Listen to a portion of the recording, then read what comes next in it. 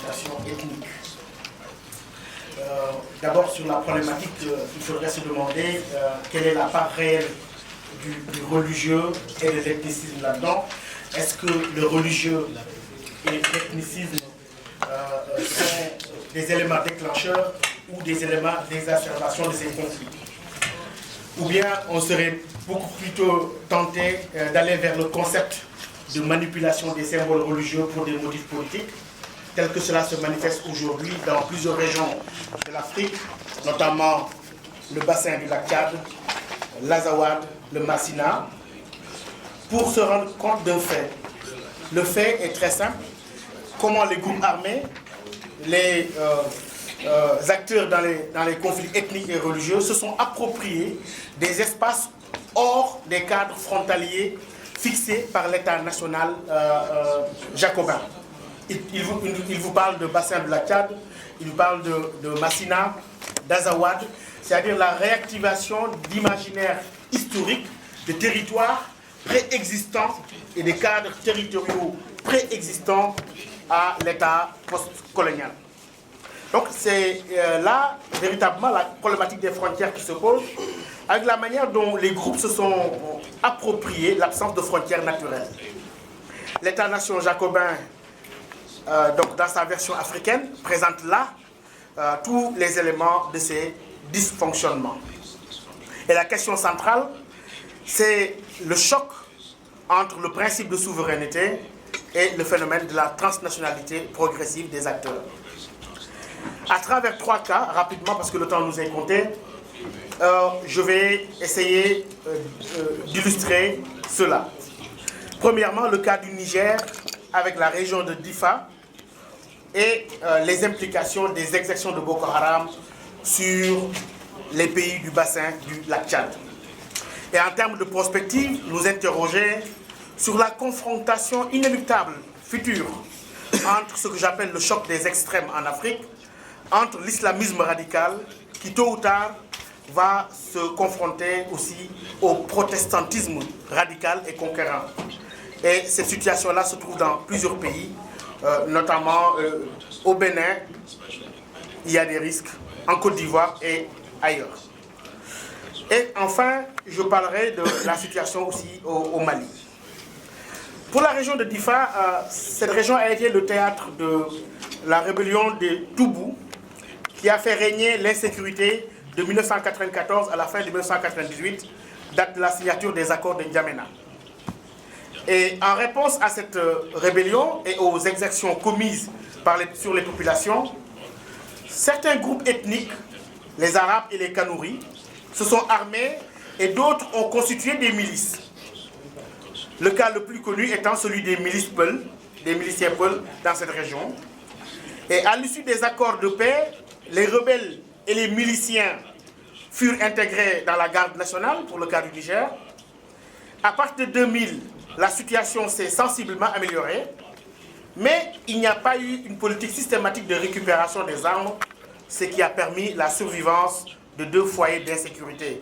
L'un dans le lit du lac Tchad, autour de Bosso, et l'autre dans les forêts de Prospice sur les berges de Kamadougou et du Yobé, autour de Chétimari. À partir de 2008, face à une recrudescence d'actes de violence, notamment dans la forêt de Bilabirim, la garde républicaine du Niger a engagé une action de riposte qui a duré 6 mois, mais qui s'est surtout concentrée sur les résidus des milices Peul, qui, n'ayant pas été qualifiés pour l'intégration, s'adonnaient donc à des actes de vandalisme armé. Et que là, il y a eu l'intervention de la garde républicaine, qui était à un certain moment un succès, mais jamais un succès durable. Et là, on voit tout de suite que les solutions strictement sécuritaires ou strictement militaires ne sont jamais durables en fait.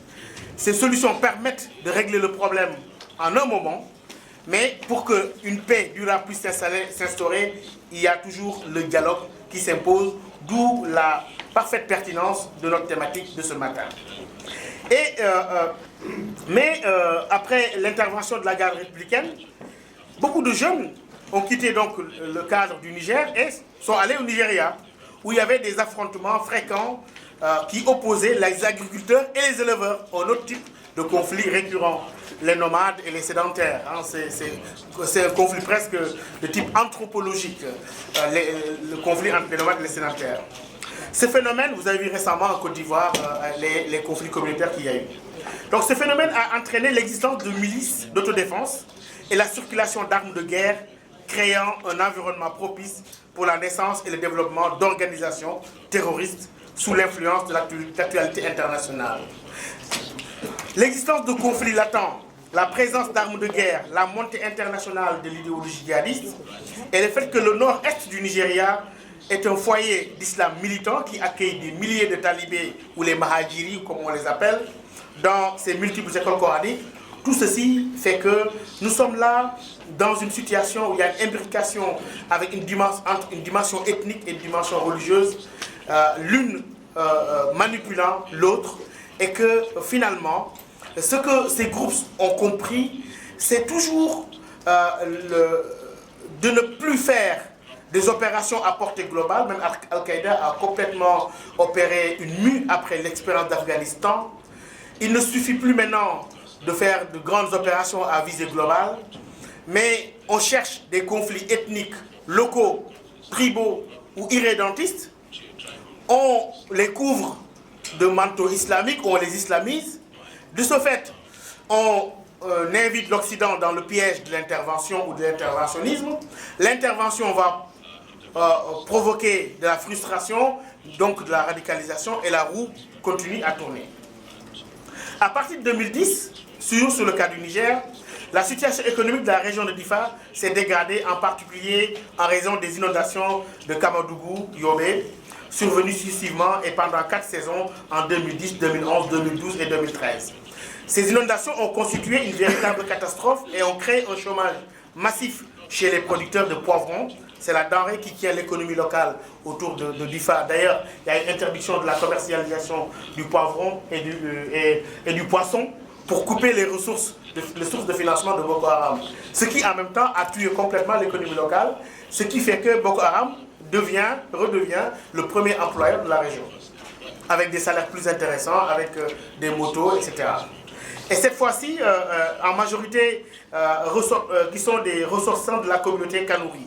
Ce sont les populations que l'on retrouve tout autour du bassin du lac Tchad.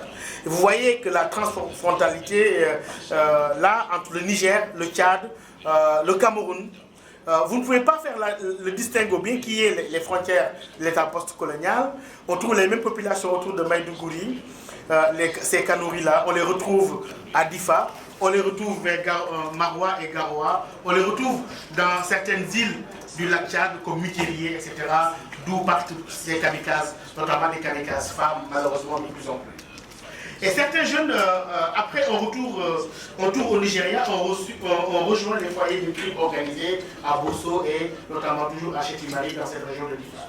Et entre-temps, la situation sécuritaire au Nigeria se détériorait du fait de Boko Haram, mais également de l'existence de milices qui étaient tolérées par l'armée nigériane, qu'on appelait les Goran Da'ada, les Civilian Task Force, qui étaient des milices d'autodéfense pour se défendre de Boko Haram. Et là, on voit aussi la faillite de la sécurité, des systèmes de sécurité dans ces pays. Et ces milices qui ne recevaient rien de l'État se sont mises à faire du pillage et des exactions contre les populations, exerçant ainsi un chantage à la dénonciation à l'encontre de tous ceux qui ne contribuaient pas à l'effort de guerre. Vous savez que parmi les sources de financement de Boko Haram, il y avait ce qu'on appelle la taxation des notables. Vous ne voulez pas être attaqué, vous payez, etc. Il y a un système qui développe une économie complètement criminelle. Et dans cette situation, les groupes des jeunes Nigériens qui se livraient aux actes de vandalisme ont pu s'armer et nouer des relations avec les Goran Da'ada, qu'on appelle les civils transports au Nigeria, soit avec Boko Haram en fonction de leur proximité ethnique ou géographique, ou les groupes qui existaient dans ces régions-là, à partir de Maïdougouri, etc. Et donc c'est ainsi que plusieurs jeunes Nigériens ont activement participé à la bataille de Maïdougouri en 2012 et se sont armés et sont retournés au Niger. Vous voyez la porosité des frontières qui joue et que finalement ces frontières dont on parle là, qui sont des frontières artificielles, il faut le répéter, les groupes armés ont intégré cela pour s'adonner aux requêtes et aux vols à main armée dans la région de Difa, installant ainsi un climat de violence permanent. La crainte qu'inspire la supposée appartenance de ces groupes à Boko Haram a complètement tétanisé les populations de cette région et ils ont été renforcés, cette crainte a été renforcée par des actes horribles comme le fait d'avoir égorgé le chef de village de Chetima, Ouambou, crime qui est resté jusqu'ici impuni et que le gouvernement du Niger essaie de gérer, vous savez, dans le cadre de la mise en place de la haute autorité pour la consolidation de la paix. La haute autorité de la consolidation de la paix qui fonctionne au Niger. Sur le plan ethnique, la base de Boko Haram est canoniforme, c'est-à-dire ces populations qu'on appelle de manière sarcastique, de manière péjorative dans cette région, les Béribéri, qu'on appelle les Béribéri, qui sont appelés ainsi par les populations du bassin de la Tchad, avec une forte proportion de Mogors, de Boudama, des pêcheurs, les deux foyers de crimes organisés en contact avec Boko Haram au Niger, qui sont aujourd'hui la zone de Chetimari et la zone de Bosso, notamment pour le Bosso. Et donc l'armée du Nigeria a recruté certains de ces Gora Da'ada, donc les civiliens task force, chez les Haussophones, les Arabes, le Chouab. Vous voyez l'interprétation entre les facteurs ethniques, religieux, qui sont très très difficiles, et qui sont difficiles, ces questions-là, ce sera vraiment difficile de régler ça avec des solutions militaires, d'où encore la pertinence du dialogue, et la pertinence de former un dialogue inclusif sur les acteurs pertinents, sur les leaders religieux et les chefs coutumiers et traditionnels. Il y a donc une dimension communautaire dans le conflit et si on ne fait pas beaucoup de discernement, on tombe facilement dans une forme de manichéisme entre l'armée, les groupes armés, etc.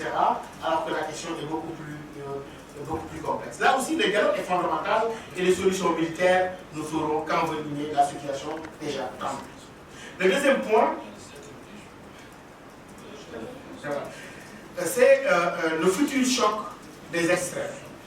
Les conséquences d'une future confrontation entre islamisme radical et évangélisme conquérant. Pas entre les musulmans et les chrétiens en Afrique. On a une longue tradition de cohabitation dans ce pays. Mais entre les extrêmes, entre l'islamisme radical et l'évangélisme conquérant, qui ne pourront épargner les États de la région, je pense à la Côte d'Ivoire, au Bénin, au Cameroun. Là, on voit ici sur net, quand vous allez dans les zones de Gaoundéré et les zones de Garoua et Maroua, où fortement islamisé, et quand la perception de ces conflits, des exactions de Boko Haram par les populations, et comment certaines églises évangélistes surfent sur cette peur et cette haine de l'islam pour cultiver des conflits futurs. Et certainement le Burkina, qui a pu échapper avec la fin de la transition, parce que pendant la transition, il y avait de fortes inquiétudes exprimées même par le clergé catholique, sur la montée en puissance et la domination et l'immixtion progressive de l'église pentecôtiste dans les affaires de l'État, notamment autour de Zila et des hommes forts du régime à l'époque.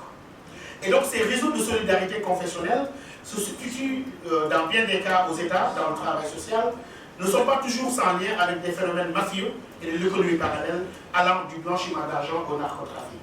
Tous ces facteurs combinés repositionnent la question de la radicalisation au cœur des grandes préoccupations des pays du Sahel au regard de son lien structurel avec les autres problématiques prioritaires. Et je finis par le cas du Mali avec l'apparition de nouveaux mouvements djihadistes qui émergent et recrutent sur fond de surenchères ethnicistes. Ces derniers temps, il a été remarqué un certain regain d'activité du Moujao qui a surtout renseigné sur son caractère multi-ethnique avec des Mauritaniens, des Algériens et d'autres Ouest-Africains, avec cooptation des populations locales par des réseaux allant jusqu'au Niger en lien avec la région de Ménaka.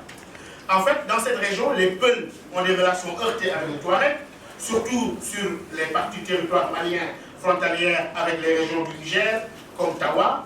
Et les leaders du Moujao s'appuient de plus en plus sur des franges exclues de la population qu'ils entraînent au maniement des armes pour se défendre des Touaregs avec le vol de bétail, proposant des services de restaurer la justice sociale et surtout de les protéger, ainsi que leur bétail contre les Touaregs. C'est cette imbrication entre les revendications politiques du Nord et la montée de la radicalisation à travers les multiples attaques qui rend véritablement difficile l'analyse de la situation malienne. La question que se posent très souvent les différents acteurs est de savoir s'il existe une étanchéité entre ce qu'il est convenu d'appeler les groupes armés et les groupes terroristes. conformément à cette dissociation avec la résolution 2058 qui a encadré l'intervention cérébrale au nord du Mali. En fait, on a souvent noté de fortes alliances entre les réseaux de crimes organisés et ceux impliqués dans les attaques terroristes devenues récurrentes ces derniers temps, surtout contre les personnels des Nations Unies. L'attaque aux explosifs contre le camp de l'amusement du 12 février 2016 a été revendiquée par Al-Sadine, publiée par Yadagali, etc. Et vous savez la suite. Et avant cela, il y a eu cet attentat au Mali, à l'hôtel de Bamako, avec la recrudescence de cet extrémisme. Le cas malien, je pense, est assez pertinent pour ne pas nécessiter beaucoup de détails.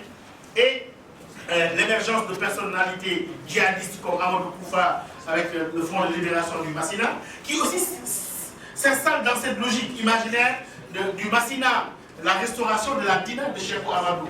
Et donc qui ne peut pas épargner tous les territoires où il y a la présence de Peul, même jusqu'en Guinée et dans d'autres pays de la région. Et donc ces deux exemples permettent en effet de dégager quelques points essentiels: la notion de l'État et de la nation, les conflits issus de l'exploitation des ressources, le rôle intégrateur que les populations transfrontalières peuvent jouer, et j'en passe. Le temps nous exige à conclure. Donc il y a une politisation des questions ethnico-religieuses, soit par le fait des hommes politiques eux-mêmes, on l'a vu dans certains pays, ou des belligérants. Et le rôle des facteurs externes, les différents sur l'exploitation des ressources naturelles, le legs colonial, les conflits transfrontaliers, la crise de l'État-nation et la citoyenneté, l'imbrication entre religion et ethnicité dans la gestion des conflits. Mais toutefois, il existe des bonnes pratiques, comme au Niger, que j'ai cité tout à l'heure, avec la haute autorité pour la consolidation de la paix, après le conflit. Au Nigeria, où une dame merveilleuse fait un travail très important, et c'est là où je dis que je compte beaucoup sur les femmes, sur cette question-là, le pasteur Esther, qui est à Jos, et qui arrive à faire dialoguer en plein conflit de Boko Haram, des musulmans et des chrétiens, des catholiques, des protestants, et qui fait ce travail-là au sein de son église. Au Mali, avec les chefs religieux comme l'imam Ba, qui s'oppose à l'hégémonie de l'imam Diko, qui contrôle tout le conseil islamique et qui fait de l'ombre, ou en tout cas qui est en conflit idéologique avec un certain l'imam Ousmane Madani Aïdara. Le rôle irremplaçable des femmes sur la question de l'extrémisme violent, à mon avis, se justifie par la longueur d'avance que les femmes ont eue sur ce phénomène. Dans les années 80 et 90, les femmes s'étaient habituées à combattre l'intégrisme religieux, dans le sens où cela menaçait leurs droits, alors que les hommes et les hommes politiques en général ont attendu que l'extrémisme et l'intégrisme deviennent un enjeu de sécurité pour vraiment s'en occuper. On a vu la question malienne où l'émission des islamistes sur la scène politique a commencé avec les manifestations de Diko contre la promulgation du code de la famille, et que ATT a cédé, et c'est là, à partir de là, que cette émission des islamistes a véritablement prospéré. Et il y a certainement ce que j'appelle les mécanismes de dialogue qui doivent primer sur les solutions strictement sécuritaires. Je ne dis pas qu'il faut pas des solutions sécuritaires, il y a beaucoup de colonels et de généraux, mais ça peut régler le problème à un moment. Mais comme j'ai dit tout à l'heure, je ne connais pas beaucoup dans l'histoire de l'humanité une guerre qui soit terminée sur le champ de bataille. Et je crois que quelque part aussi la militarisation à outrance du continent, à défaut de dialogue et de concertation, pousse à une radicalisation, à la multiplication des foyers de tension. Et donc il y a une inefficacité sur le long terme de ces solutions militaires, sur la longue durée, et que là s'impose véritablement le rôle de la médiation et du dialogue, en se basant sur les ressources culturelles africaines endogènes en termes de médiation des conflits. Et aujourd'hui, quand vous écoutez les populations du bassin de la Tchad, que ce soit de Maïdougouri, de Garoua, de Maroua, de Difa, de Miteri et d'autres populations des îles de la Tchad, avec des chefs traditionnels, qui me disent ceci de très inquiétant sur la situation de Boko Haram. En disant que leur compréhension des dernières exceptions de Boko Haram, c'est que ce mouvement qui est à bout souffle, qui est encerclé, n'a aucune proposition de sortie de crise. Et que dans Boko Haram, il y a des gens qu'on appelle des gens qui sont forcés, sont recrutés. On a trouvé des chrétiens dans Boko Haram et des gens qui ne connaissaient pas la Fatiha. Donc, pour la culture djihadiste ne va pas trop loin pour cela. Et donc, il n'y a pas d'exilé de Boko Haram. Si tu restes dans Boko Haram, tu risques d'être tué. Si tu sors de Boko Haram, tu as des problèmes avec l'armée nigériane. Et donc, ce qui fait qu'ils s'attaquent à ce qu'on appelle les soft targets. C'est des gens qui sont dans le désarroi. Et le recrutement aujourd'hui de jeunes qu'on envoie dans les marchés, etc., est tout à fait quelque chose de déplorable. Donc, pour dire que je ne sais pas, parce que je sais que en ce qui concerne le terrorisme, dès que vous brandissez le mot dialogue, tout le monde saute de son fauteuil ou de sa chaise lors du dernier forum sur la sécurité à Dakar. Mais je vous pose la question suivante. Est-ce qu'on va empêcher aux Africains de parler à leurs enfants, y compris à leurs enfants déjà perdus? Si dans d'autres contextes où il y avait des Basques ou des Corses, on parle à tout le monde. Et c'est des questions qui reviennent sur la table et qui sont en parfaite cohérence avec votre thématique de ce matin. Et je vous félicite encore pour cette initiative, mettant en avant le rôle fondamental du dialogue et de la médiation. Il n'y a pas de malentendu, mais seulement une absence de dialogue. Et je crois que c'est du Wolof. Je vous remercie de votre attention.